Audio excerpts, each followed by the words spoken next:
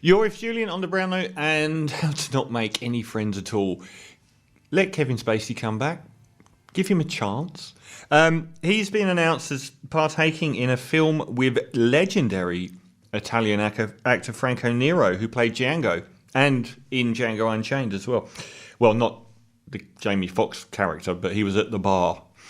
The film is called... It's a low-budget indie film, L'uomo che disegno Dio.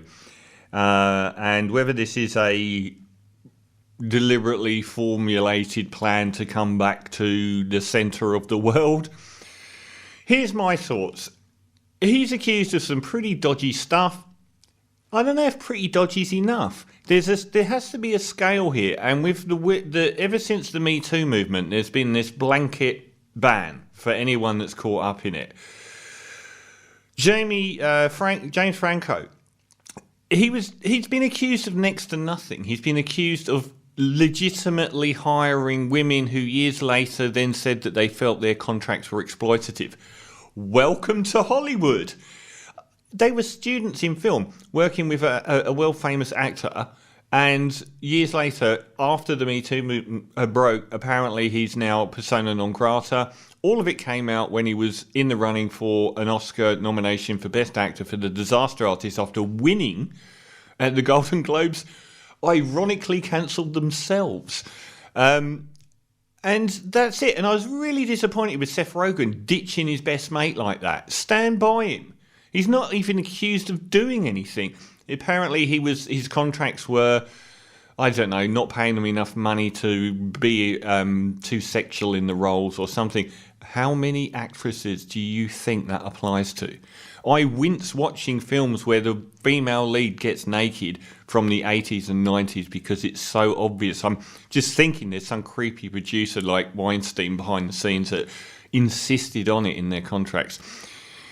And Franco's not really accused of that at all. He's not accused of virtually anything. There has to be a scale from one to Weinstein. Weinstein was a massive Hollywood mogul that destroyed women's careers systemically over and over again if they refused his sexual advances, or if and treated women terribly if they were not willing to be as sexual or as nude as he wanted in films.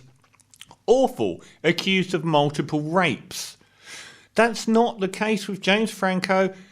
Louis C.K. shouldn't have been cancelled in the first place. When he was an ugly fat nobody, he got his willy out in a hotel room in front of two girls, and neither of them seems to have been scarred for life out of it. Pretty shady. He lost everything. His show was cancelled. He's just now coming back. And they both of them, like James Franco won't get a gig again.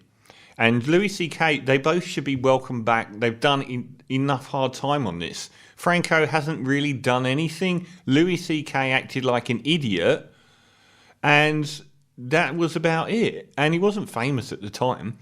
Kevin Spacey is accused of worse, but he's accused of being gropey. He's accused of groping people, sometimes underage, but when he was young. I think the worst one was that when he was 24, it was a 14-year-old, and no one knew who he was. But he's accused of improper advances and of being a bit touchy-feely. He's not accused of raping people. He's not accused of, doing the worst elements here. He's not accused of destroying anyone's career. He, I feel, has suffered enough. He had his world-famous show cancelled out from under him. He lost everything. He was edited out of a finished film, which actually let in one of the greatest performances in the modern era from Christopher Plummer. The one about the heir that got kidnapped. Amazing performance. I think he was, up until Hopkins, the oldest actor Oscar nomination for that role. So I do think that he probably did a better job than Spacey, but Spacey's one of the best actors that we've had. Now, this is the other reason I want to give him a break. His brother came forward and said that growing up, they were subject to an astonishing amount of abuse from a sadistic neo-Nazi far-right violent father who broke Kevin Spacey, and Kevin retreated into this shell which is obviously how he's so good at acting, because he has never let his own personality exist in the world. He shut down through a torrent and years of abuse at a sadistic Nazi dad. Now, that doesn't give you an excuse to abuse anyone, but I do have empathy that it might have made you a bit funny in the head.